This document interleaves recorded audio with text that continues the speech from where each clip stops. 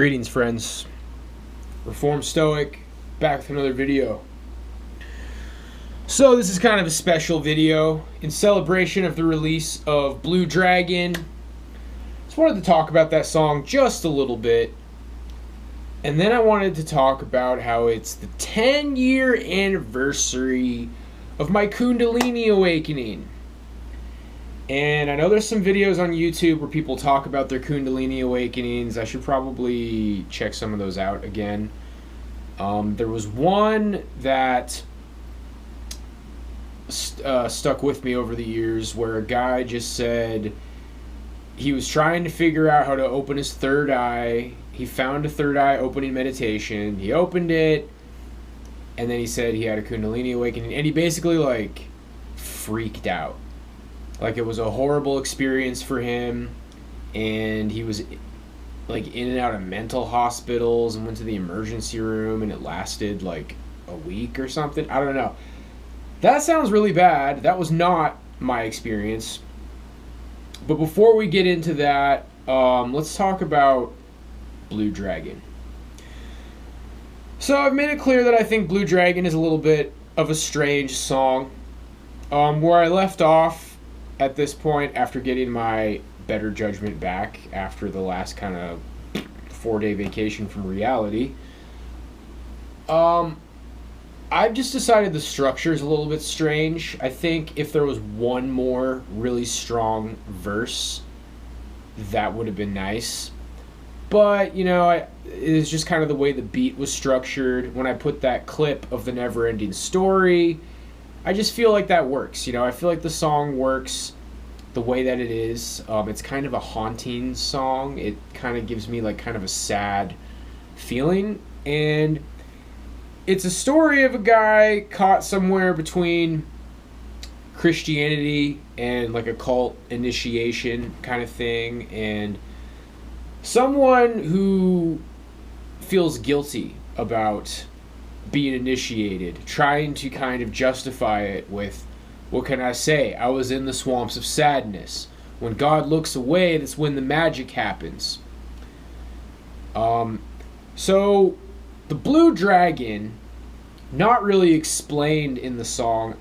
I see it on one side you have Christianity, then you have the occult on the other, and then the Blue Dragon is kind of like a neutral force. Dragons are just dragons. They're just there. Of course Christians would be like, oh, well, they're demonic, but a dragon is just a dragon. What's a dragon? If you ask me, they're a kind of metaphysical creature, invisible basically, which I believe that hints about the nature of dragons can be found in movies and books and folklore. And in the movie Pete's Dragon, I have not watched that in a very long time, and I saw a clip of it recently and it looked very, very cringe. But a young Reformed Stoic, 4 years old, I loved that movie, and it gave me the idea to come up with an imaginary friend named Elliot. Now, putting two and two together, looking back, nobody else realized this when I was a kid, but Elliot's the name of the dragon in Pete's Dragon. That was my favorite movie when I was a kid, and I just think about how kids work, and it's his basically invisible friend was a dragon named Elliot. So I had an imaginary friend named Elliot. Now, my mom has a story that she tells. We lived on Island Lake in Kodiak, and sometimes we would row a boat across Island Lake to get to the car on the other side. And one time the boat was stuck in some bushes, so I was like, I'm going to ask Elliot to help. And I was like, Elliot. And then she said the boat got unstuck. Me being a spiritual weirdo, I take stories like that seriously. I believe that I had always been spiritually attuned my entire life, and I likely attracted something into my life when I had an imaginary friend as a child.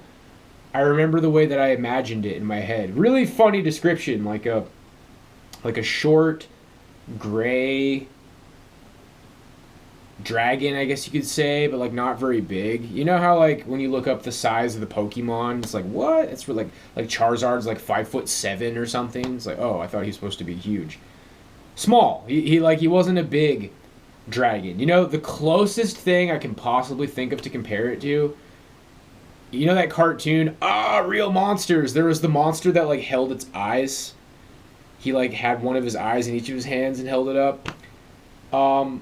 Kind of like that. I mean, his eyes were in his head, but he was like kind of short and fat, like short, pudgy, gray. I don't know. Like I didn't sit there and think about it. This is just there's something fascinating. You see, part of my spirituality is like I've told people on my stream that I think I have a photographic memory. I remember a lot of my childhood. I remember like I have memories before I could talk, and I remember hearing like a high-pitched ringing. Like, before you can speak, there's just, like, a never-ending high-pitched ringing. Now, maybe that wasn't all the time. It's just one of my memories. I have, like, one memory before I could talk. My mom put me in my crib. But I remember things from my childhood. I remember how I thought about things, so I can kind of observe. It's like I have these archives in my memory, and I can just be like, how did I come up with Elliot, my imaginary friend? I don't know. He was just there. Like, he just wasn't. And I'm like, hey, I got an idea. I have an imaginary friend. I was very good at playing pretend. I played pretend a lot as a kid. I had vivid dreams every night. Eventually, I would ask my friends about their dreams. And, you know, sometimes my memory is a little bit too much and it's a little inconvenient. I feel like I'll just say it. I feel like the friends that I had that remembered their dreams were white boys. Were just little white boys. And then one of my first friends who said he didn't remember his dreams was not. And, I mean, I'm sure that's not... that didn't need to be said. That didn't need to be said, but I was going over the archives in my mind, and it was kind of like, oh, that's kind of interesting. But no, there's people of all races who have dreams. So anyway, moving on from that, it became evident to me that like not everybody dreamed the way I did. Like I remembered my dreams every single night. Now going lucid in my dreams to this day is something that I still need to try to work on. And it's very mysterious to me how there's some sort of a force, it seems. It doesn't want me to write in my dream journal. It doesn't want me to do the looking at my hands thing. Like, is this reality? Am I dreaming? Am I dreaming? And there's such easy habits to create in theory. And I'm on a very long streak of not writing in my dream journal or doing any of that. That's supposed to be the methods to lucid dreaming. I made that video about portal maxing, which, yeah, sure, maybe I can try to get back into that too. There's a lot of stuff that I got to try to get back into. That's not like the furthest up on the list, but so Blue Dragon, someone conflicted, feeling guilty about initiation. There's some very interesting parts in the song. Just the way it ended up, you know. A lot of times I don't plan to write things the way they are. It just happens. And then the English language is a very kind of a sloppy language where sometimes things just have double meanings. I feel like other languages that doesn't happen quite as often. But when I say, I'm a fucking contractor, never making packs, my work is done with dark matter. And it's kind of like, so your work is done with dark matter? Like, hey, my work with dark matter is done. I'm done with dark matter. My work is done with dark matter. Or never making packs, my work is done with dark matter. My work is done with dark matter. My work is done with dark matter. Which one is it? And then you listen to the sample, there's a thunder roll, and it's kind of like, my work is done. That's how my work is done, with dark matter, not making packs. It's a song that subtly reveals that I think I'm more of a wizard than a saint, and you know it hinges on the chorus. Blue Dragon, Stratus, the neutral the neutral element that just kind of watches all the chips fall. And the thing with Stratus is like, yeah, I guess I can talk about that in the Kundalini story, but there's not a lot of memories with Stratus from when I came up with him or whatever in 2016. He was kind of just there. I read a book called Dancing with Dragons by Conway, something like J.D. Conway, and that was part of Dragon Rouge's thing. Yeah, so me having all the dreams as a kid, I read Carlson from Dragon Rouge's story about how he had a lot of vivid dreams when he was a kid, and he looked back on it and thought maybe he was astral traveling. I felt similar. It's part of what drew me to Dragon Rouge. I was reading a lot of Kenneth Grant at the time that I got into Dragon Rouge. But Blue Dragon, Black Flame, Divine Spark all day. Black Flame and Divine Spark are basically the same thing. Like, the Black Flame, there's like death metal songs about the Black Flame, black metal songs, because you find that, you know, it seems like the black metal people that want to like really be involved with something really edgy are into like anti-cosmic Satanism, which does kind of have some awkward overlaps, maybe probably with like the Order of Nine Angles kind of stuff.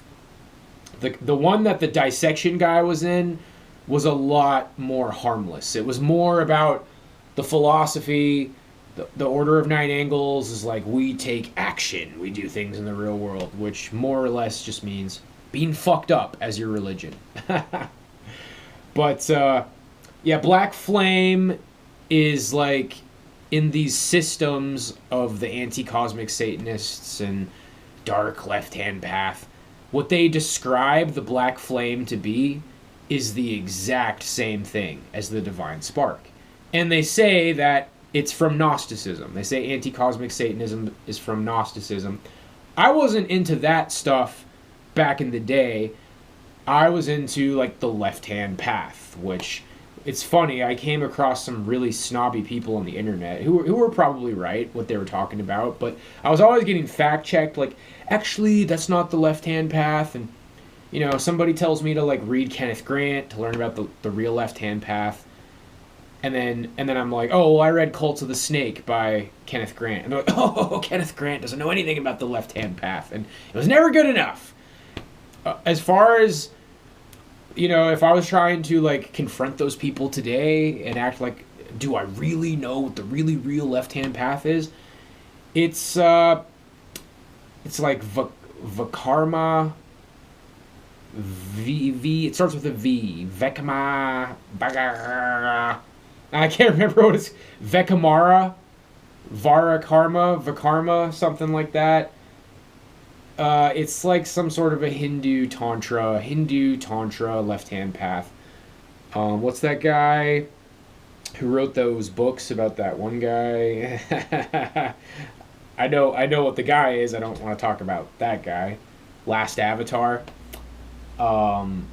By Miguel Serrano. Yeah, Miguel Serrano. He says that the path of the hero is left-hand path Tantra. And there's the right-hand path, which is kind of like being reabsorbed back into the all or whatever. Which, from like a soul trap kind of a perspective, from like a Gnostic perspective, that's just getting reincarnated. So it really depends who you ask. But this whole left-hand path, right-hand path thing, I would say from a Gnostic perspective, escaping, you know, beyond the pleroma, escaping the reincarnation cycle, escaping the demiurge's trap, you know, the soul trap stuff is kind of just modern writing about this type of thing. From that perspective, all there is the left-hand path. And so when I'm saying, like, the Black Flame is like an edgy version of the Divine Spark, and then you hear some, you know, I mean, these anti-cosmic Satanists are saying that, yeah, it's based off of Gnosticism. So people are like, oh, is Gnosticism Satanism? Gnosticism just is what it is.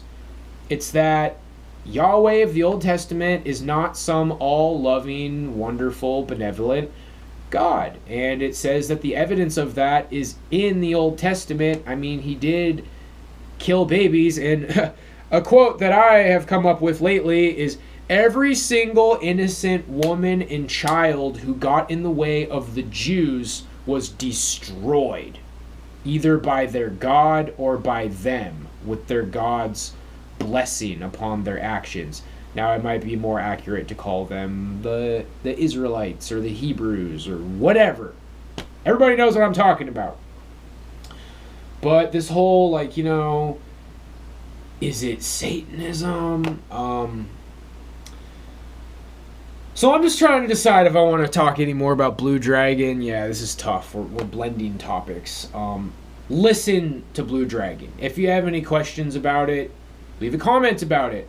I feel like I just would like to see people leave more comments on my videos, you know. I'd be happy to chime in more and get in more discussions on my comment section. Think of the comment sections on my videos as like happy little homes, you know, like a place where we can hang out and have discussions. Now, I would like it to be kind of relevant to whatever video you're commenting on, so just keep that in mind. But that's the gist of Blue Dragon, you know, little things like I'm a Rider-Waite. That's the Rider-Waite tarot deck, but it sounded like I was saying ride or wait. I'm going to ride or wait. Cards out on the table. I see my fate, clearly about tarot cards. I feel like I wrote that song for me. You know, I listened to that song and it means something to me. To others listening to it, I think the second verse definitely tells a clear story. Kind of like stuff you hear a lot. But even stuff that sounds like cliche. Like a line that sounds very cliche, the very end of the first verse. I can't live the dream while I'm asleep. I can't live the dream while I'm asleep. I mean, that's about initiation, you know? It's like what I said, feeling guilty about waking up. But I'm somebody who wanted to be a musician and a rapper and have a creative career and freedom, essentially. And that's what it all comes down to. That's what liberation and whatever the Kundalini is. We're going to get into that here soon. I mean, I made a video called My Philosophy of Freedom. I put it on the Patreon. If anybody wants to see it, I don't even know if anybody saw it. I put it up there after everybody bailed. But yeah, like that video was kind of a big deal. I went a little bit unhinged in it, so I didn't put it on YouTube. But I think my video that best encapsulates my latest philosophy before that was my individualist philosophy. And that's a big step on this channel. And people are like, what the hell are you talking about, dude? Individualism? No, that's the opposite of how things should be. Yeah, like what? Fascism, totalitarianism, collectivism? One of us. One of us. What we need is for the government to force everybody to be the fucking same. All you can do is speculate about that. It's not what we live in. And when we're talking about things getting a lot worse, the idea seems to be like, oh, you know, freedom is how we got here, and giving people their freedom is going to make them worse. But here's where I start to kind of like understand the wreckage of piles of libertarians that I've left smeared over the decades. Over the half a decade. All the anarchists and libertarians that I've smeared, you know, somebody choosing to do stuff that doesn't hurt anybody else. Now, obviously, it gets to a point where it's like, oh, well, what if you're doing something that does hurt other people? Well, then it's bad. But what we have in the West, the decadence, you know, the decadence of just people being fat and careless, a lot of it is sin, you know, people just getting lost in their delights and their desires, harmless things like television and fast food and slop media and TikTok scrolling. And we need to save all these people. I would channel the late, great J. Cole. She don't want to be saved, don't save her. She don't want to be saved, don't save her. All of them, dude. I said that, soy boy men are basically like women. All of them. It applies to the men, dude. These soy boys are also she. She don't want to be saved, don't save her. She don't want to be saved. Like, these people don't want to be saved, bro.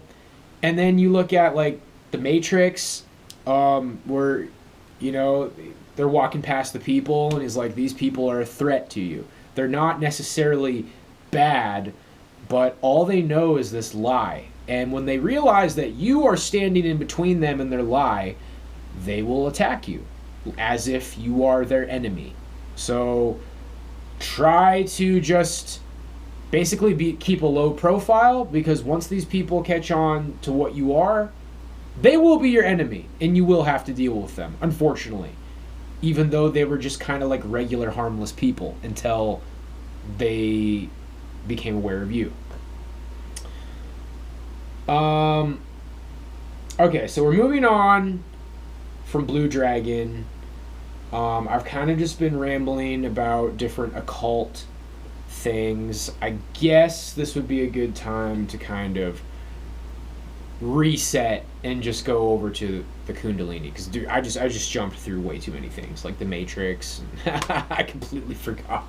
Oh yeah, I was talking about, like, on the Patreon I have my philosophy of freedom, which is kind of like my latest revelations, which I'll go over some of that now.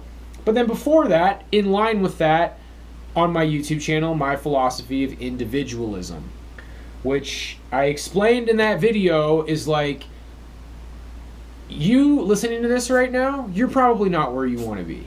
You probably don't have, like, a lot of money. You probably aren't where you want to be in life. And the best place to get, the best way to get to where you want to be in life is to be an individualist. Is to just be like a solipsist. Solipsism. I encourage solipsism in that video. All that exists is me. I cannot prove the existence of other minds. For all I know, I'm in my own personal simulation, and all these people are just not real.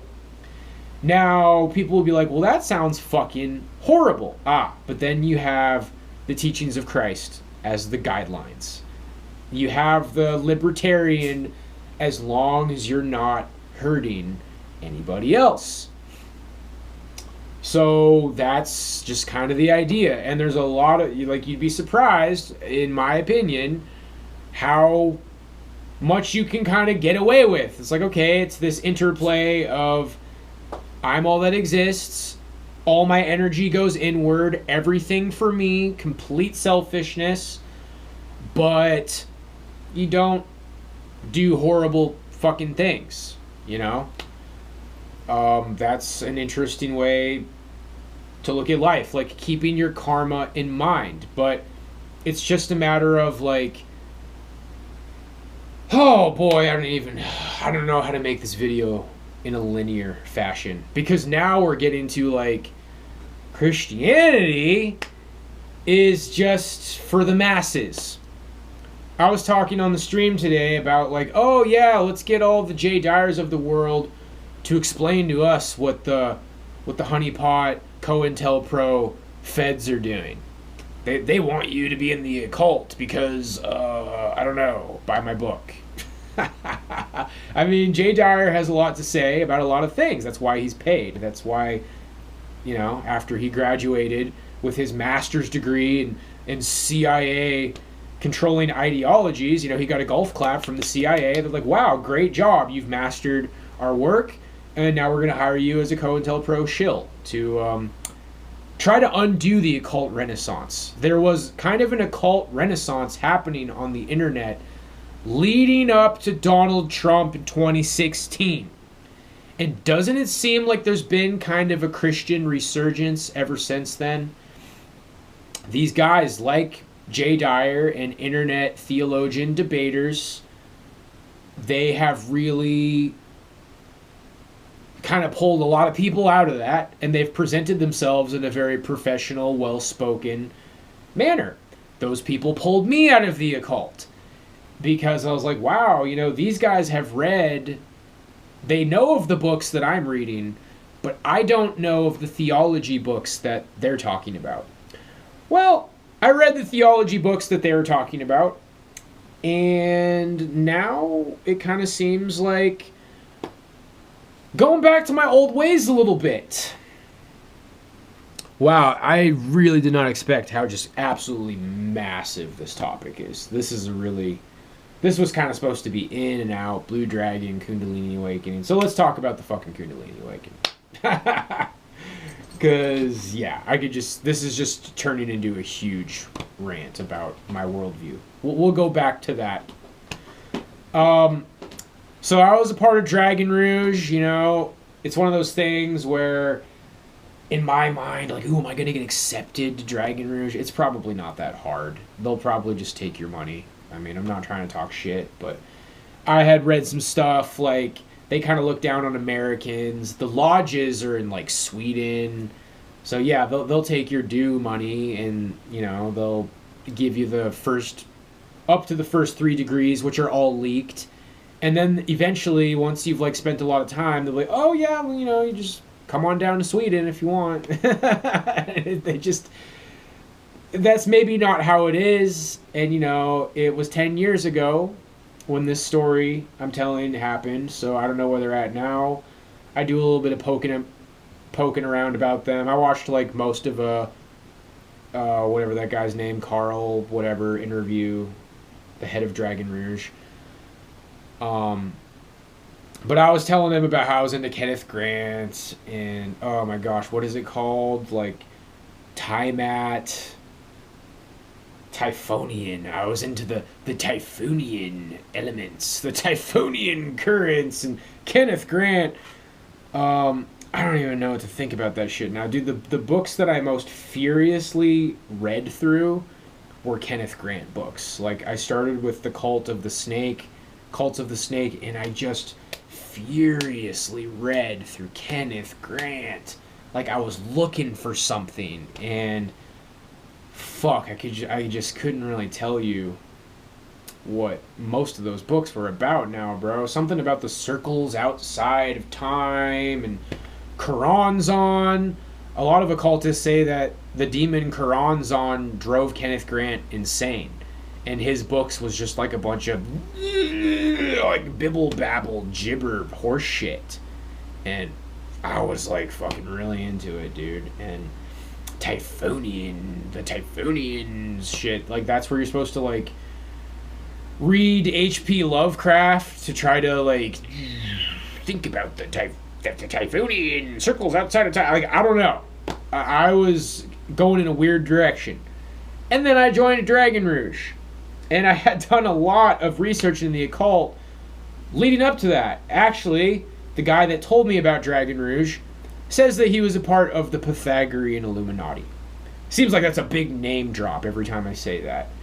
And I did some checking up on those people as well. And man, those guys are edgy, dude. Like, it's just really edgy to say that you're in the Illuminati. And they're pretty whatever, dude. They're pretty whatever. I would say that, like, as far as, like, presenting a system and carrying yourself like you're about something, Dragon Rouge is a lot more impressive to me than the Pythagorean Illuminati. I did not make it to the 2nd degree of Dragon Rouge.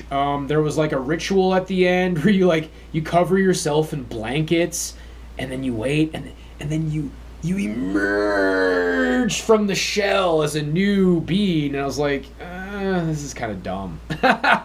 This is kind of dumb. But I had a Kundalini awakening at some point, and there was an opening dragon ritual that you say at the beginning of all of your Dragon Rouge based workings. And all I remember is at the end it says like Hodraken, Homegas. I know it said Ruach in there somewhere. Ruach is like a word from the Old Testament. Ruach, Hodraken, Homegas. And you imagine a giant, the way I imagined it was like a big red, like, etheric dragon would, like, dive from the ceiling into the ground and then rise up through me. And I had done that a number of times, and then just one day, one of those times, Hodraken Homegos, click, something clicked, like something, like, whoa, something happened as soon as I finished it. And it felt like it was in my spine. I mean, what they stereotypically explain, like, it felt like there was, like, a heat. Now, as far as it traveling up my spine, I don't really remember. I just remember that it did feel like it was in my spine. It felt like it was a weird heat, and it made me very uncomfortable. When people are talking about how, like, they end up in a hospital, emergency room, psych ward because of a Kundalini awakening, the feeling that I got, I definitely can understand that. I was trying to calm myself down. I was like, okay, let's lay down. Nope, I don't want to lay down. Let's stand up. I don't really feel good standing up either. Let's eat something. Nope, don't want to eat. Don't want to drink. What do I do? What do I do? Like, this is fucking weird. And I probably felt that for like 10 minutes. And I set up my microphone and my laptop, and I made a spoken word, like, rap thing. And one part of it was like that, like, the Jews were of Yahweh and that Europeans were of Lucifer. Which, that, you know, I'd actually kind of done a little bit of lurking. Allegedly, on the joyofsatan.com, super fucking edgy, like, Fed Alert website, I had read through some of their material. That's it. I've read through a lot of people's material. I'm fucking curious. What can I tell you? I never was, like, super into it. But, yeah, I think I gave a couple of people my email, and yeah, I mean, that shit probably is feds, dude. It's probably a fucking honeypot. And I heard other people talk about that place, and they said that, like, one of the women who's the heads of it, like, she stole all of her stuff from other people, and she doesn't credit any of them.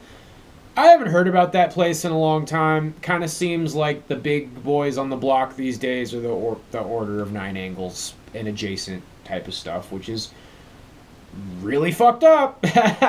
Way more fucked up than, I mean, they were talking about some pretty serious shit on the Joy of Satan, and it was kind of in that direction, like, you know, like satanic, esoteric Hitlerism kind of shit. That old jazzy kind of.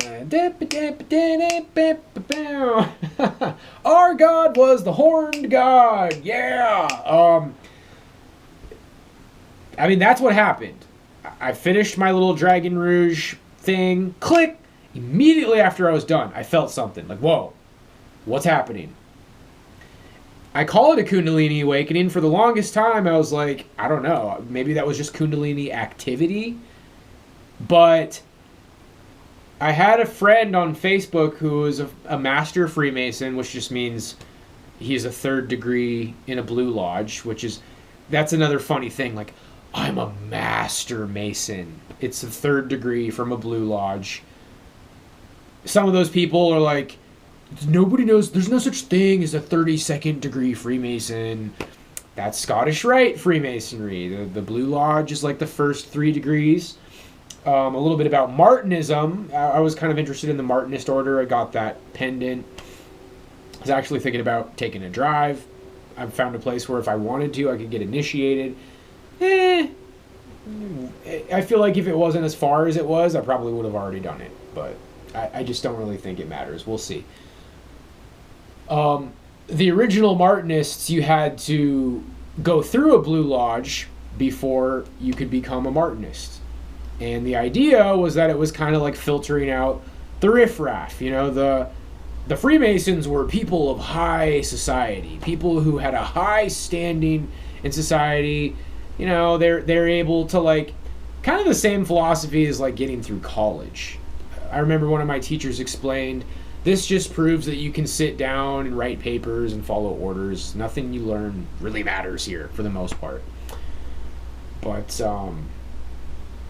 yeah, so that's kind of the gist of it. I don't know how much longer I want to go here because there's definitely some more stuff I want to say, but we got to start wrapping it up. This is proving to maybe be just a fucking massive video if I just keep going off on every tangent that comes to mind.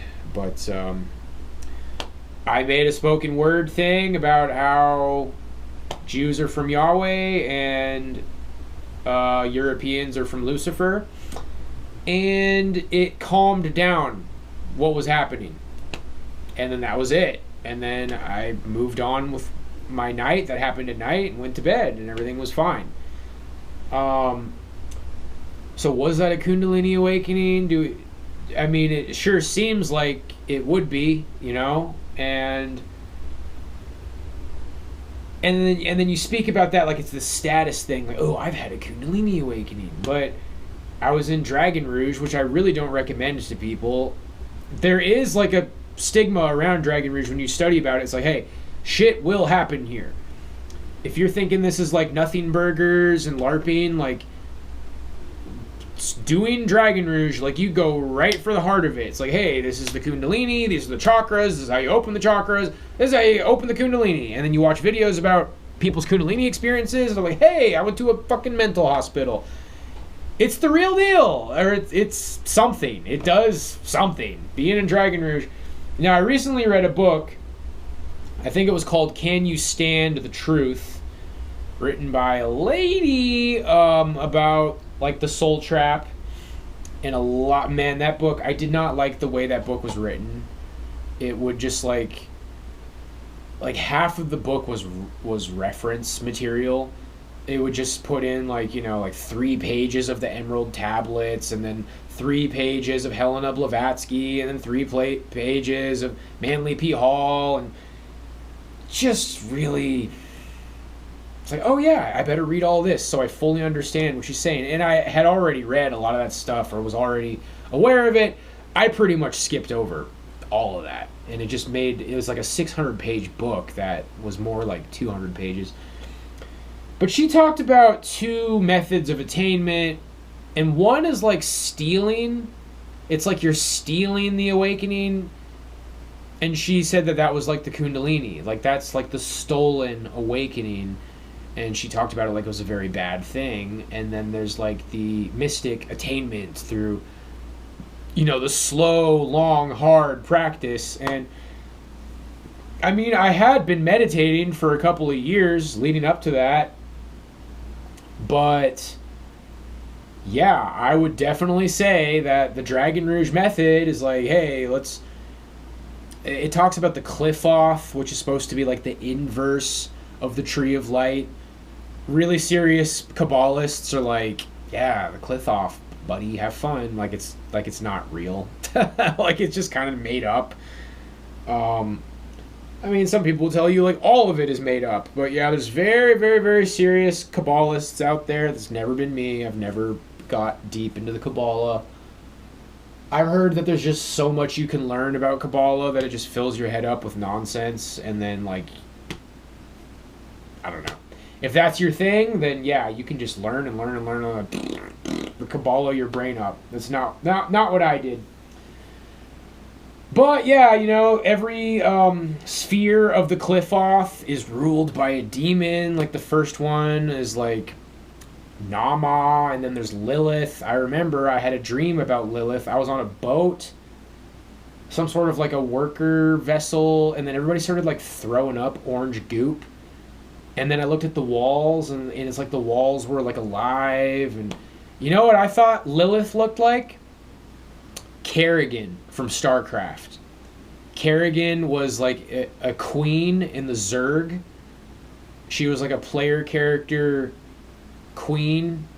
If you look up Kerrigan from StarCraft, that is what I imagined Lilith to look like. But yeah, I mean, I had strange dreams. I had strange experiences. You know, I had a dream that seemed a lot like a gang stalking kind of a thing after a night where I worked with a sigil that Dragon Rouge told you to work with.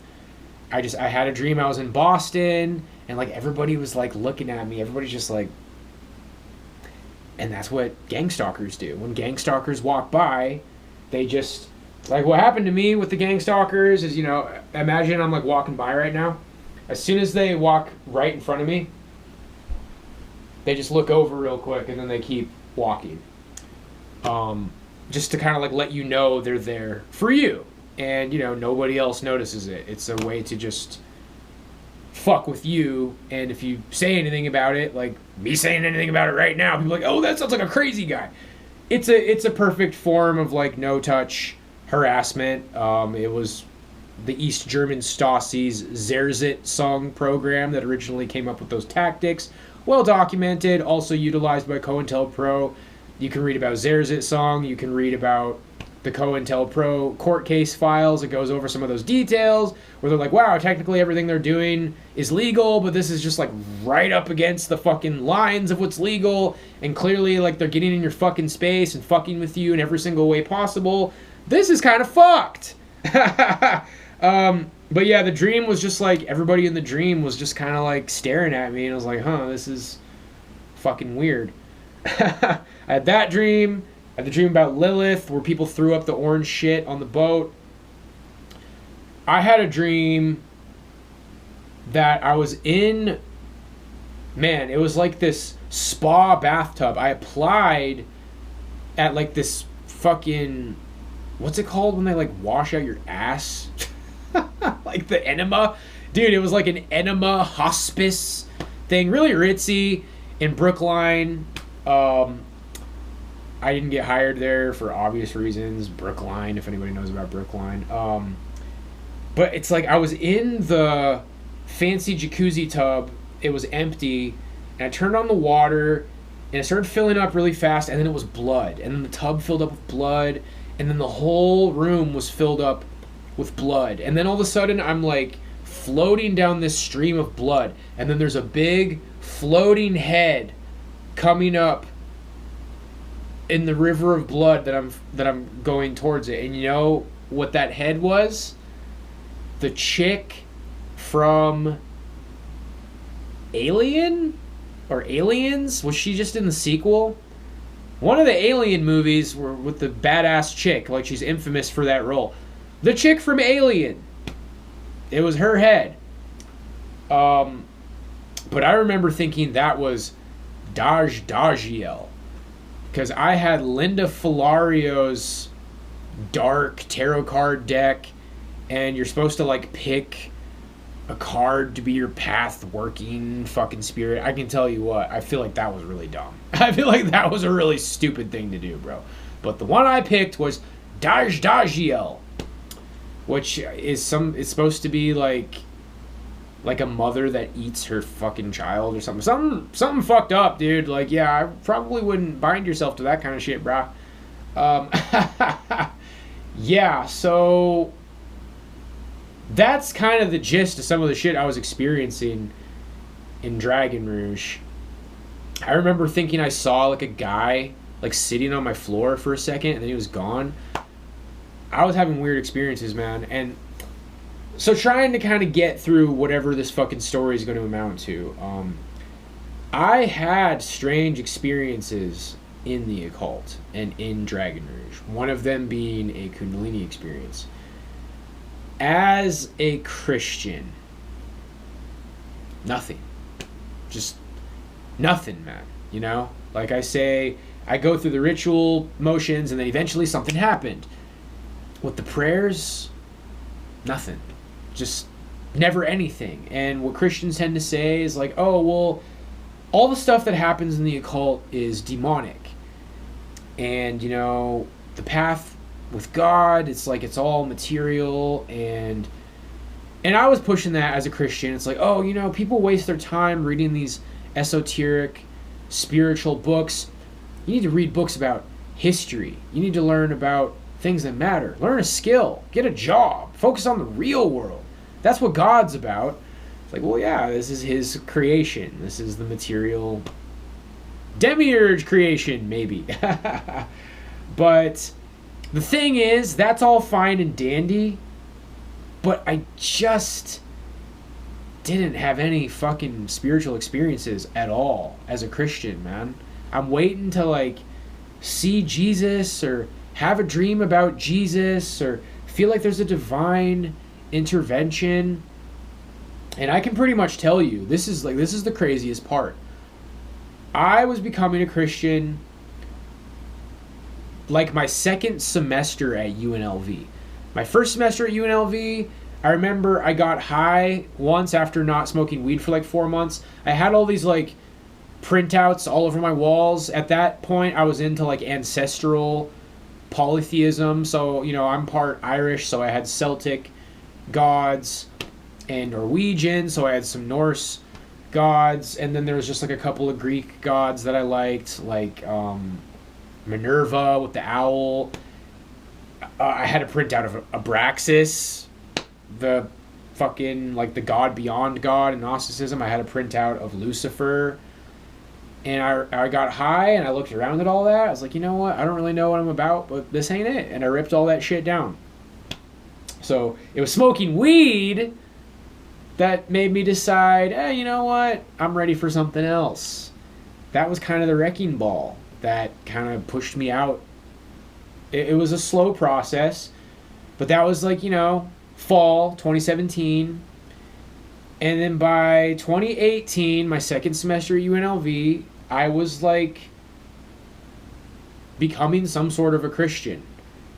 And it's so fucking weird because, you know, there was some hope during my first semester at UNLV, but 2018 was probably the lowest point of my entire fucking life. And then I did Seven Stroke Guru in 2019. That was a real nothing burger of a year. I was in Southern Israelites, bullshit. And then 2020, you know, and all that rest of that is history until here. When I first moved here, you know, I was like really deep into being a Catholic. I went to Mass here once, and I was just like, you know, I feel like some old people were like giving me dirty looks, and I felt depressed afterwards.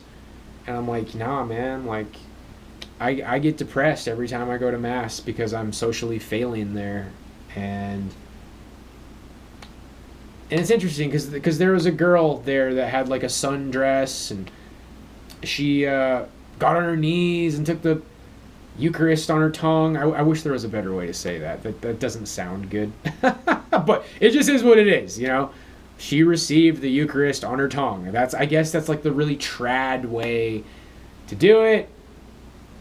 I got to a point where I started to kind of think that stuff was silly, but you don't want your hands to touch it or whatever.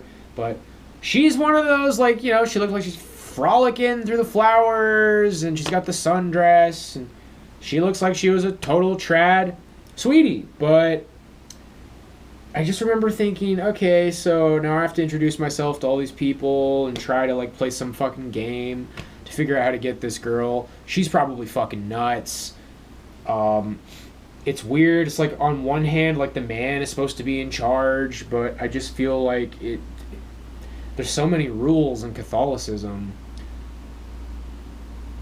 I don't know. As soon as the man's like, hey, how about we do this? She's going to be like, oh, well, that's not what Catholics do. It's like, oh, but I thought the man was supposed to take charge.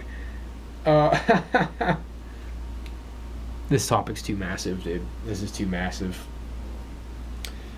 But yeah, that was like pretty shortly after I moved where I'm at. And I was like, you know what? I'm not going to go to Mass anymore. I don't know what that means. There's Catholics out there who don't go to Mass. To this day, still have a Catholic altar. Pray the rosary every day. Say Catholic prayers. St. Michael, the Archangel prayer. I took down... so I have like a picture of St. Michael, the Archangel. I took it down for a while and I stopped saying the St. Michael prayer. I had a really fucking nasty nightmare. And I was like, you know what? I'm going to start saying the St. Michael prayer again. Actually, the Cathars liked St. Michael. So there is Gnostic variants of tradition where they embrace St. Michael, interestingly enough. But yeah, St. Francis of Assisi prayer. I have a portion of a psalm memorized. I had a lot of portions of psalms memorized, and I still have a lot of them memorized, but I just say the same one every night. Create a clean heart in me, O Lord, and renew a right spirit within me. Cast me not away from thy presence, take not thy Holy Spirit from me. Restore unto me the joy of thy salvation, hold me with thy free spirit. Amen. And then I say the prayer that I made up. Lord Jesus Christ, God of all and God of the mysteries, enlighten me to your wisdom so that I may not taste death. That is an interesting one. Lord Jesus Christ, God of all and God of the mysteries. Talking about Jesus like he's the God of all. I still don't really know where I sit on that, and that's kind of where I'm at right now. I was like, man, where am I at with Jesus these days? I just listened to the album Serpents of the Light by Deicide. I know where Glenn Benton's at with Jesus these days. And I know where he was at with Jesus in 97. And I checked out the 1990 self-titled, and I know where he was at back then, too. I think that's a good place to kind of leave it, is like some thoughts that I had about Jesus that I slowly came to the realization of. The process was something like hell doesn't seem right to me. No Christian has a solution for it. With Protestants, everybody can get saved, just believe in Jesus. That seems too easy. With Catholics, it seems too hard. It's comical either way. It's like, oh, la-di-da-di-da, accept Jesus Christ as my Lord and Savior. Just do whatever you fucking want, and then apologize to God in your bedroom by yourself, and you're good, and everything's fine. Moral relativism in a nutshell. On one hand, Protestantism was very white.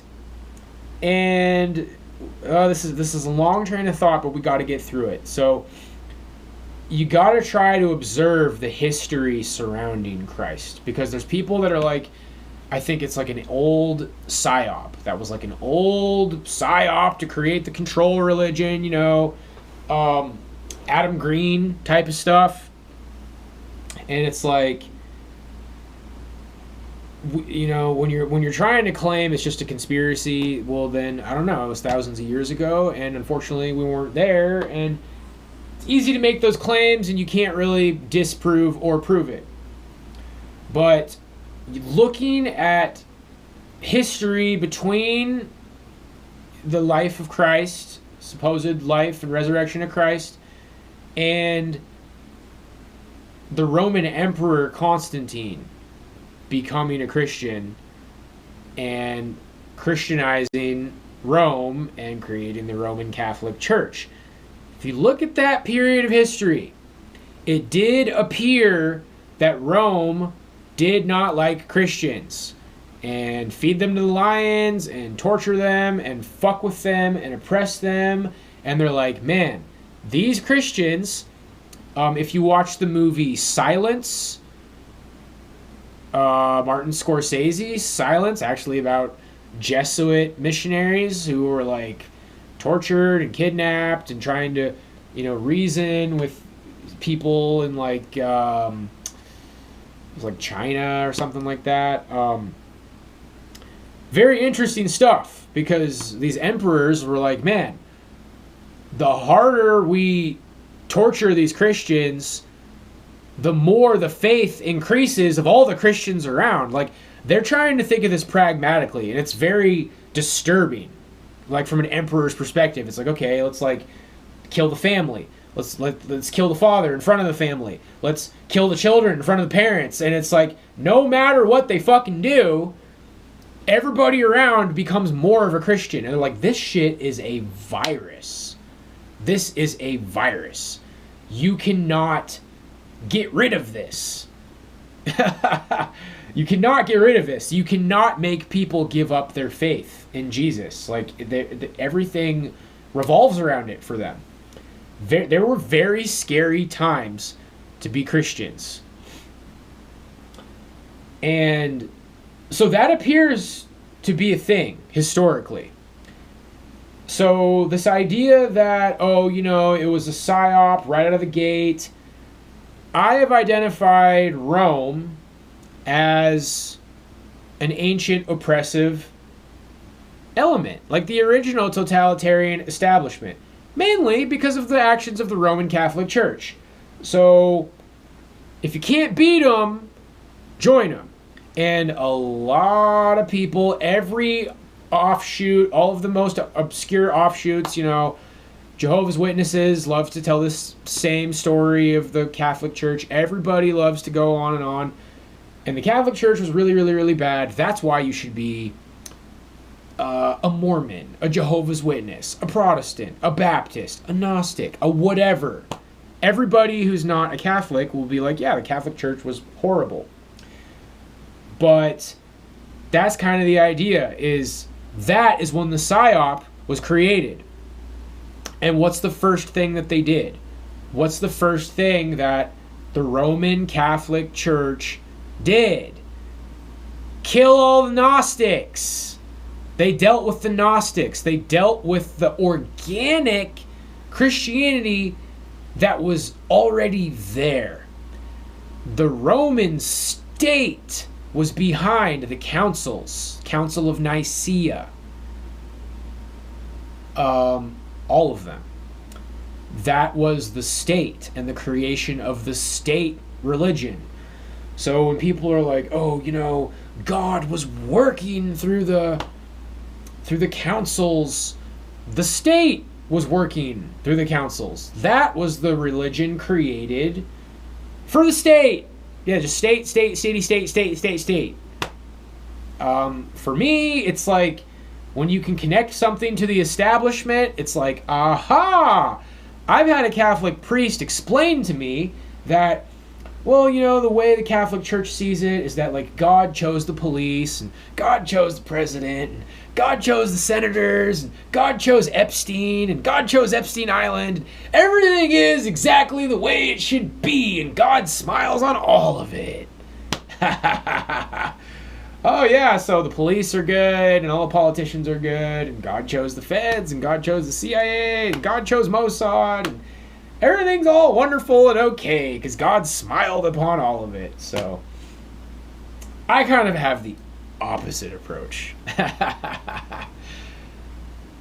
And then, the outgrowing of the Catholic Church was basically people being under the thumb of a terrifying, rapidly growing totalitarian element. And around the time that Martin Luther showed up, people talk about the Medici banking family having had infiltrated the Vatican. Christianity was on the rocks. It was becoming completely paganized. And Nietzsche talks about this. Nietzsche talks about like how it was a good thing, how the noble elite were subtly, slowly, but surely destroying any real Christianity that was inside of the Christian religion, of the Roman Catholic Church. And by that time that we're talking about, they had already stomped out the Cathars, they had already stomped out the Gnostics, burnt all their texts, and what else was there? And then the Marcionite Church was an early competitor to the Catholic Church, and they had a following, they had churches, and nope, Catholicism won. And the Catholic rule, the feudal medieval Catholic times, I don't think those were such great times, when I started getting back into brutal death metal, I found a band called Brodequin. Brodequin is a torture instrument. So the frontman of Brodequin, he has a history degree, and his lyrics are about historical torture events, mainly from the medieval period. So he doesn't just talk about torture, he talks about torture that historically really happened to real people and was documented. Doesn't sound like the medieval times were such great times to me. And people are like, oh, well, the Catholic Church, they weren't in charge of it. That was the king, and they tried to, they were very close to that kind of stuff, and there was some crossover with the church, and sometimes the church had people tortured, and we could debate about all this kind of stuff. They killed all the Cathars, I can tell you that, and they killed the Knights Templar. And I'm under the impression that, the Knights Templar, being the original bankers, Catholic Church likely owed them money. It's like, oh, yeah, we'll pay you back, or actually you're heretics and we'll just kill you. And the idea is that the secret societies were remnants of surviving Gnostics, Cathars, Knights Templar, everybody who had ever been fucked to death by the Catholic Church. They created secret societies. Why? So the Catholic Church wouldn't murder them. I mean, when we're talking like Christianity versus the secret societies, the original Christianity was actually more like Gnosticism until the Catholic Church killed all of them. And so then it was Catholicism, and it's like, well, who's the good guy and who's the bad guy? Well, who had all the power? And, this starts getting into like postmodernism. It's like, oh, that's cooked. But postmodernism is like, well, how do you define words? What does anything even mean? Whoever has the power is what defines everything. Jesuit translates to the Society of Jesus. Like, oh, we're the Society of Jesus. And a lot of people say that Jesuits are maybe running the whole fucking freak show to this day. But they're called the Society of Jesus. I mean, you could kind of say, like, Black Lives Matter. It's like, well, do you think Black Lives Matter? It's like, yeah, but this organization called Black Lives Matter doesn't seem like they're that great. But that's called being good to puppies. Yeah, but they fucking rob people. But it's called being good to puppies. You don't like being good to puppies? Not if they rob people. So, yeah, the debate about Catholicism versus secret societies, there's not really much of a debate to be had. You can either side with oppression, murder, and torture and subjugation, or you can side with the secret societies. It's as simple as fucking that, bro. And when people got carried away in this Christian Renaissance, it's like, oh, Deus Vult! Like, it's all part of the alt-right. It's all part of the edgy crusader memes, and you're damn right, and we do it again, and we crusade you again, and burn the heretic, high five, and it's just a bunch of fucking edgy people who didn't have any friends. I didn't have any fucking friends or fucking anything. I'd lost fucking everything and everyone. And I was just getting sucked into something on the internet, bro, and it made me feel like I was a part of something. The occult also kind of made me feel like I was a part of something, but yeah, I was marginalized. I was a white guy, and it was easy for me to get sucked up in all that. And it's like, yeah, based, trad, churches, so fucking based and trad. I'm gonna find girls who are based and trad. And there's two kinds of groups from that. There's two splintering off. There's the people that literally stay on the internet forever. I'm so fucking based. I'm trad. I'm gonna get a trad wife. It's like, hey, you ever thought about going to church? I'm so based and I'm so fucking trad. I'm gonna get a trad wife, and it never ends. They're just always on the internet, and they watch Jay Dyer. It's like, you got fucking wrecked by a theologian, bro. Damn, I'm so trad. And you never leave your house. Just rip to those guys, dude. Then there's the guys that actually try going to church. I went to a church of Jesus Christ in Las Vegas. That was close to where I lived. That had a PowerPoint presentation screen where they showed family videos, and that was great. And it seems like everybody loved each other in there. There was a couple of women that like made really nasty faces at me when I walked in because they're like, oh, that's the new guy. Oh, he's short. And that's kind of the, man, when I really think about it, like every church I've ever been to is like a lot of women like looking at me like I'm fucking trash, which is basically like everywhere I go. It's just like, okay, church is just basically like everywhere I go. And then as soon as you say that, you're bombarded with the typical, like, you're not entitled for people to treat you like a human being. Not even at church? Oh, okay.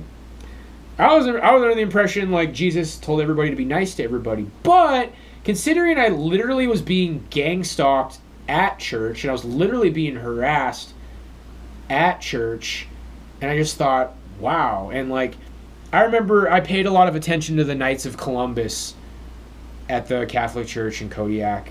One of the guys was a big, tall military guy. He sat in the back, and he never took the Eucharist. And it's like, a Knight of Columbus doesn't take the Eucharist. I wonder why that is. Like, are they even Catholics at all?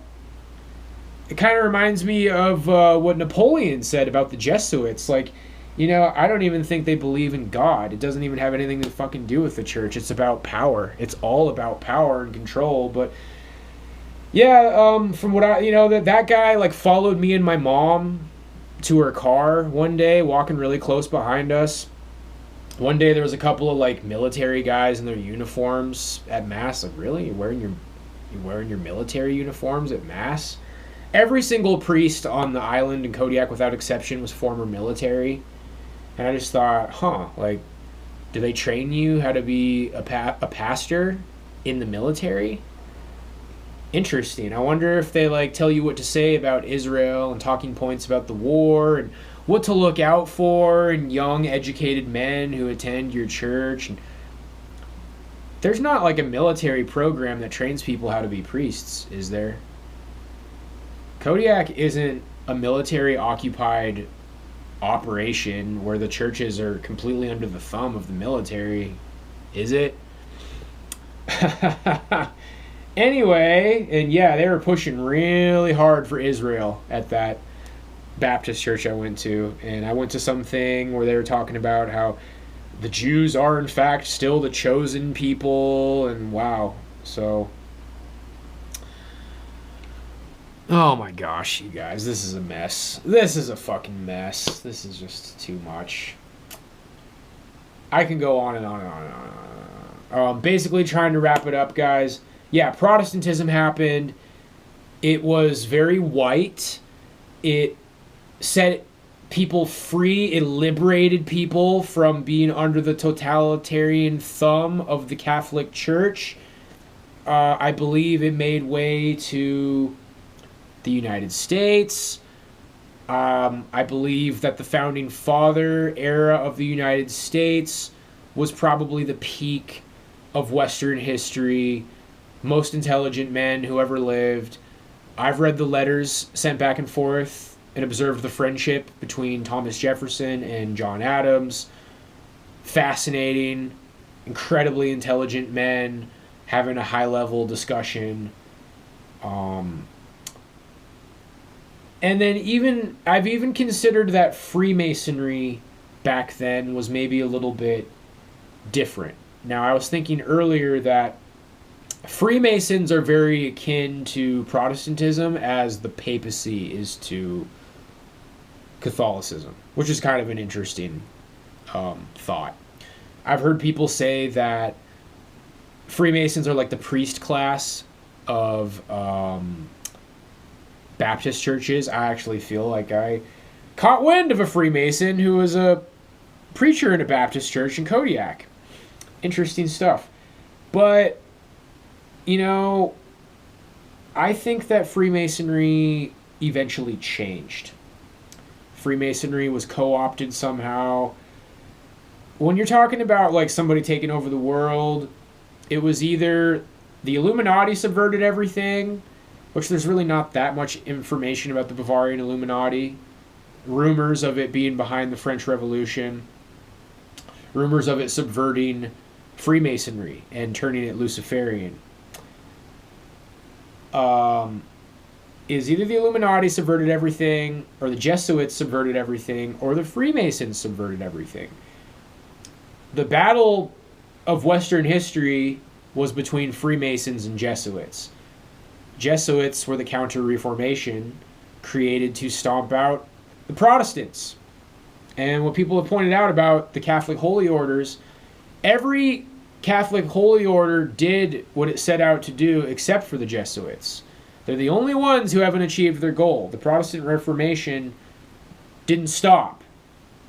So what does it look like? Does it look like the Catholic Church subverted the Protestants, or does it look like the Protestants subverted the Catholic Church? I've been thinking about that for a very, very long time, and I'm just going to tell you how I see it.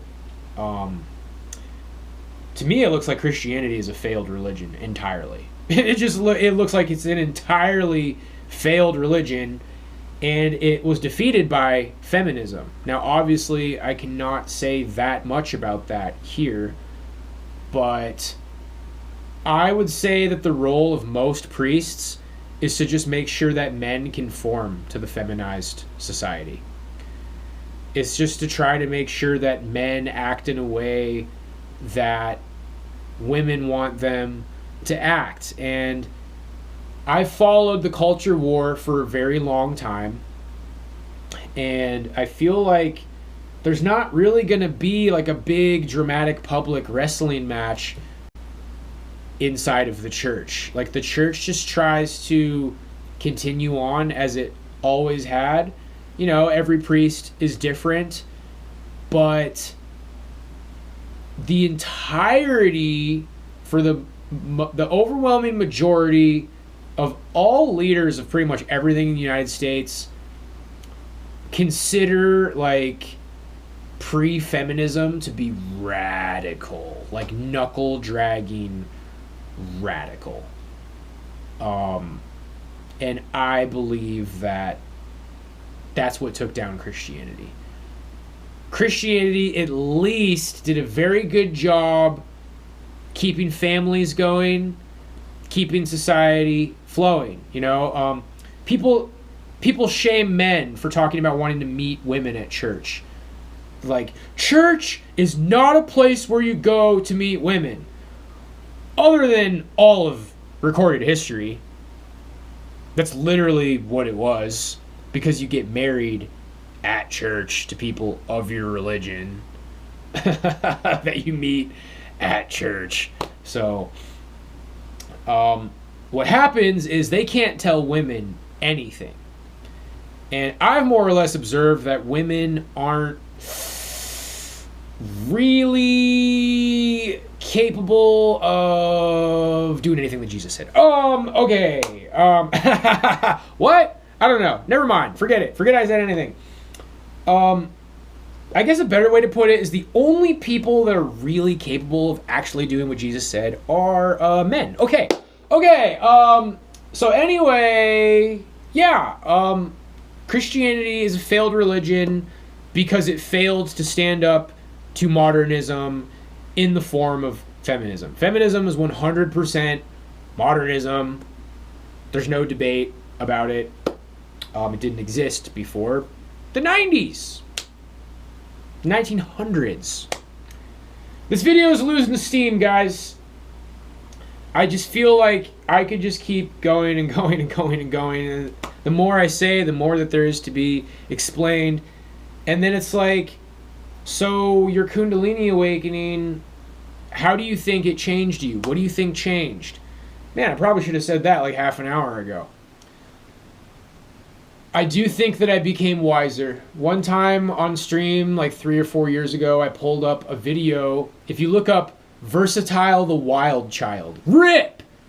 Real one! He was a real one, dude. He basically forced me to buy 2 of his mixtapes and then like bragged about it to people. It's like, hey man, this guy bought both my mixtapes. Isn't that great? He didn't force me, but I don't know, dude. I was a fucking pussy. That was before my Kundalini awakening. That's why I brought it up. You can look up Lucid Hip Hop with Versatile Wild Child in Vegas. That was some stupid little pay-to-play rap show I did as Lucid Hip Hop. My second rap performance. I did a couple little ghetto rap shows. I did one outside of Boston one time. Man, where was that? It was like PA. Oh, fucking A, dude. I can't remember. That was like the middle of fucking nowhere, dude. Massachusetts somewhere. But yeah, I remember watching that video where I'm getting interviewed by that guy, and I was different, bro. I was different. I was kind of empty-headed. You know, me as a rapper was different. It was just, I was a different person. I think there was a lot of elements of the conclusions that I came to post Kundalini awakening, but here's the way I can describe it, guys. Love immediately became apparent to me, and it became apparent that nobody really loves me. You could be like, oh, your mommy and daddy love you. Like, that's not real love. especially considering details about that. Um, but it's just like there's just bottom lines. It's like, okay, who loves you? Nobody. And then that's just a reality. And then as a man, it's like, okay, you're a man, nobody loves you. So what are you doing? Like, what's going on here? Well, you're trying to balance spinning plates on your hands and do a little monkey dance and be impressive to the modern feminized demiurge world, so that some woman will like pretend to love you for a little bit before she ruins your life. I believe that what you awaken to is a nightmare. Exactly like The Matrix. It's fucking beaten to death. Clearly that's a good movie. Clearly that's a good movie. You're in happy-go-lucky fucking reality, and then you take the red pill, and then you realize, oh, real life is a fucking nightmare. You have no community. Nobody loves you. You're trying to do some jester dog and pony fucking dance. Ah, please don't torture me. Ah, please don't cancel me. Ah, somebody love me. And I had already been in blowouts on Facebook. That must have been like late 2014. Shit about ancient aliens. I was talking about ancient aliens. Some lady jumps down my throat on Facebook. And then I made a status the next day. You know, I'm smarter than like 80% of you. And the only people that got offended were people from Kodiak. I feel like it's because they knew it was true. That was the beginning of like a conflict, and I was not who I became eventually. But it's like the process started before the awakening. You know, I was just going through this change. I was going inward and exploring this occult stuff, and I don't recommend Dragon Rouge. I tell people I don't recommend like any sort of contacting famous demons, you know? Like when you open up a grimoire, it's like, oh, that sigil is like this famous demon, Belial, and I'm going to try to conjure him up and be like, hey there, Belial, nice to meet you. Can you do all this stuff for me for no reason at all? Okay, thanks. I mean, traditionally, what they did was they tried to evoke it into like a triangle. Like they create, like you stand in a circle and then you evoke it into a triangle, so it's trapped in the triangle. I mean, it comes from the story of Solomon. He fucking like enslaved and trapped these demons. But when you're just like, hey, yo, Belial, I don't want to use the triangles and the circles. I was just thinking we could fucking hang. And can you like kill people I don't like and make me really smart? Like, not a good idea. I recommend you don't do that. I recommend you don't do any of that. And I look at this anti-cosmic Satanism shit from Liber Azerate, and it's like, okay, you know, we live in this chaos bullshit from the demiurge, and all of existence is like a lie, and there's like, you know, the chaos dragon beyond, and the chaos beyond this, and you want to cultivate the black flame, which is your freedom. It's like, okay, I can kind of vibe with all that. But then it's like, okay, step one, you gotta say Belial, and then Lucifer, and then Moloch, and it's just like, why? Why do any of that? Oh my gosh, no thank you. You know, and maybe it's not like horrible, but I don't think that it connects. And this is where I say divine spark. You know, it's like, just be a Gnostic. Just read the Gnostic texts, and because it's just way less edgy. What I think about the left-hand path is like, the real left-hand path is all there is. You either escape from this or you're stuck. The right-hand path is being stuck. The left-hand path is escaping. If you don't want to escape, it doesn't matter. It's not that big of a deal to get reincarnated. There's a really fucking good chance that I would probably choose to be reincarnated, but that's fucked. And that's when you start to realize, it's like, you have to get over your attachments. And so this whole, like, you go to hell, if you sin, I mean, if you're completely obsessed with these material sins, then you're not going to want to escape. You're going to want to keep getting reincarnated, and you're going to want to keep being here.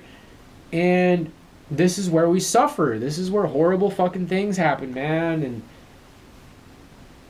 bro, to me, it just seems like a lot of Christians have just had really happy-go-lucky fucking goody two-shoes lives, dude. And all the churches I went to, it's like I'm not fucking good enough to be there. I'm not good looking enough. I'm not popular enough. People were like mocking me about social standing and work-related shit. And I'm like, dude, these are just regular-ass people. Like, they're not automatically bad, just like atheists aren't automatically bad, you know? It's like, oh, everybody in college is bad. It's like, well, a lot of them are. A lot of people at church are bad. Like, they're just regular ass people, dude. It's like, I found Christ in my 7-year search or whatever. It's like, yeah, these people found Christ when they were kids, and then they went to church their entire lives, and it worked out for them, and they got married young, and church is basically matchmaking for all the youngest, brightest, best looking people. And what I've experienced is that when you're an unattractive man, everybody acts like you're a bad person. Is it called physiognomy? Like the medieval thing where it's like if you're ugly, it's because you deserve it and you're a bad person. That is law. That, I mean, I'm not saying that's real. I mean, I deny the demiurge system. I deny all of this, dude. I don't think that this is just. I don't think that what we're living in is just. And one of the things that I definitely don't believe is that I'm super guilty. I mean, Protestants are really into that. Like, I am a wretched, decrepit, horrible person. Like, what I deserve is eternal damnation, and Christ saved me. Like, they give a great, big, heart-wrenching speech about that, but it doesn't amount to anything because Jesus did all the work. It would mean a lot more to me coming from a Catholic, because Catholics is like, we're probably, like, fuck, man, it's a war zone in a Catholic church. You work out your salvation with fear and trembling. For all you know, nobody's getting saved. For all you know, everybody in that church is going to hell. And a lot of people in that church, they're just low-key, like, yeah, that person's on their cell phone. They're going to fucking burn in hell. That person's getting the hellfire. That person's getting fucking shish kebabbed by demons for eternity. Like, it's fucking real in the Catholic Church, dude. In Protestantism, hell is just something that you virtue signal about because you think there's zero chance that you're going to go there. Holy shit, I was trying to unfold like a summary and I got completely lost in a never-ending tangent. I was saying that it started with hell. It started with hell, bro. And then it got to the point where I was like, it seems like Gnostics have a lot of good points about the Old Testament. And then I started coming up with these quotes like, you know, everybody who ever stood in the path of the Jews was absolutely decimated, innocent women and children, by either their God or them, with, you know, God smiling upon it, and they invaded cities and towns. And the thing about the Old Testament is there's no conversions.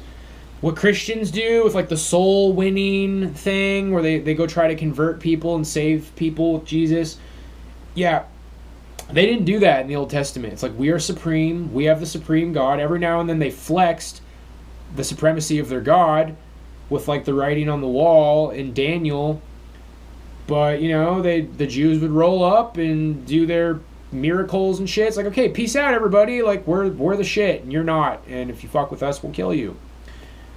Or our God will kill you. So it was a very tribal thing. My take on Jesus is that the penal substitutionary atonement, the idea that Jesus, the Son of God, was offered to his Father as a sacrifice to forgive all of our sins. Jesus really did not say that. He said maybe like one thing that the church has completely overinflated and obsessed over.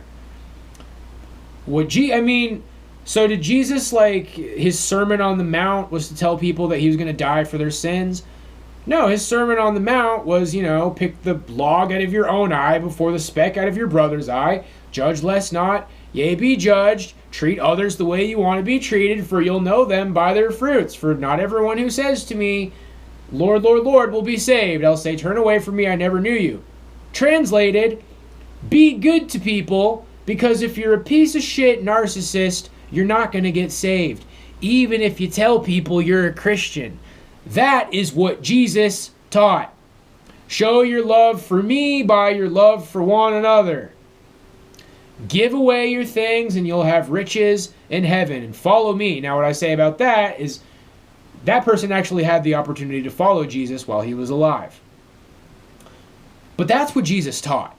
Jesus gathered people around and taught them things. He did not say, listen to me, everyone. I'm going to die for your sins. There are a couple of things that he said in passing that have just been completely inflated and obsessed over by the church. What's funny to me is that the things that Jesus actually fucking taught are not obsessed over by the church because it doesn't sell.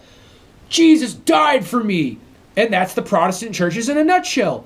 Boom, boom, boom, boom. And the fucking Axl Rose like elevates out of the ground.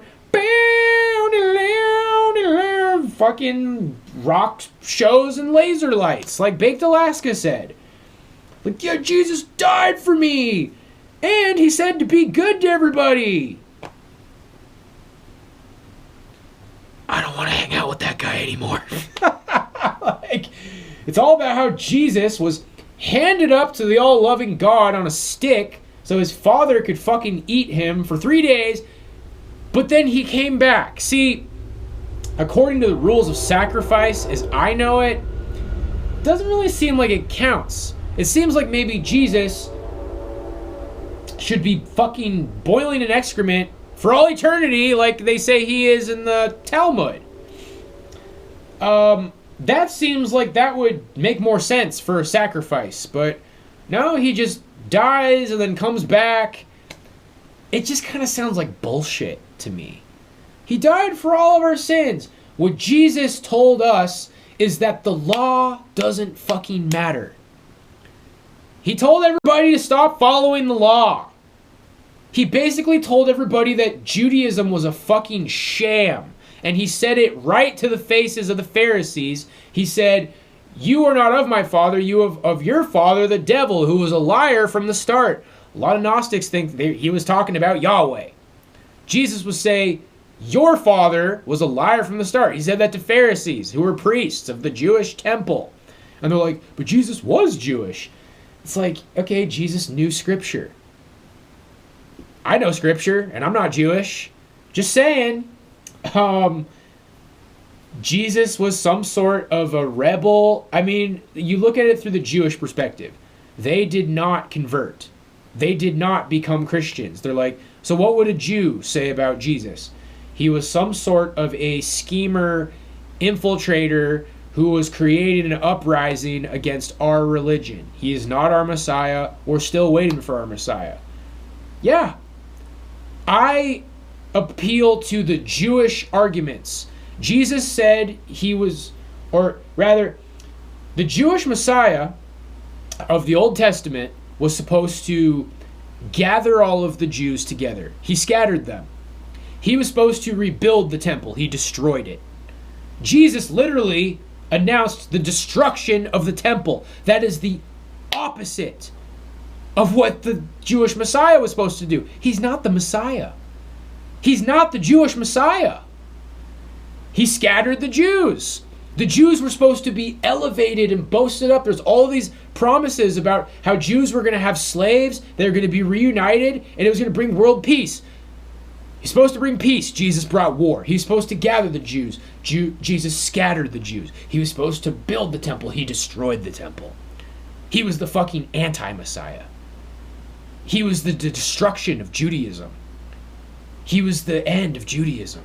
That's what Jesus was. He came to destroy Judaism. He came to push people away from the tribal law and said, just be good to each other. Just don't judge people. You show your love for me by your love for one another. You love people. You even love your enemies. You forgive. You forgive your brother 70 times 7. It's wonderful. I believe what Jesus taught. I don't believe that he was a fucking chicken nugget fed to his all-loving Father just so he could be resurrected 3 days later, so some sort of a loophole to fucking forgive all of our sins. And people are so offended by that. I mean, it's whatever, man. It's nothing personal. I love Jesus. I love Jesus, man. And then you think about it, it's like, wait a minute. Oh, yeah, so they fed him to the Jewish God, so everything can be okay. Yeah, I think I see what's going on now. They took our God, and they fed him to their God. And then they build our whole religion around it. But that's just the way I see it. I'm thinking about releasing this in 2 parts. I think I'm going to release this in 2 parts, guys. Because this is a really long video. So. And I have more to say about this. But for now, I'm just going to have to leave it. Every time I make videos this long, I do not upload them. So, I don't know. I think I'm just going to upload the big, huge, fucking long video. Not tonight. I've been babbling in front of this camera for an hour and a half. And it's late as fuck now. So I'm going to leave it at that for now. But, yeah, that's the conclusions that I came to. I'm still rocking with Jesus. I have gotten to a point where it's like, you know, they took the Gnostics very seriously. Like, they wiped out the Cathars. And it does seem like secret societies are rooted in the remnants of these early forms of Christianity. And it's connected to Christian mysticism. And you just find real ones along the way, like Meister Eckhart, who were, you know, still involved with the church. That's where I'm at. I don't mean to be disrespectful to Christians, but yeah, it does kind of fuse like the occult with Christianity, and it makes sense, man. Spiritual development. Blue Dragon, Black Flame, Divine Spark all day. God bless you guys. That's what I got. Peace.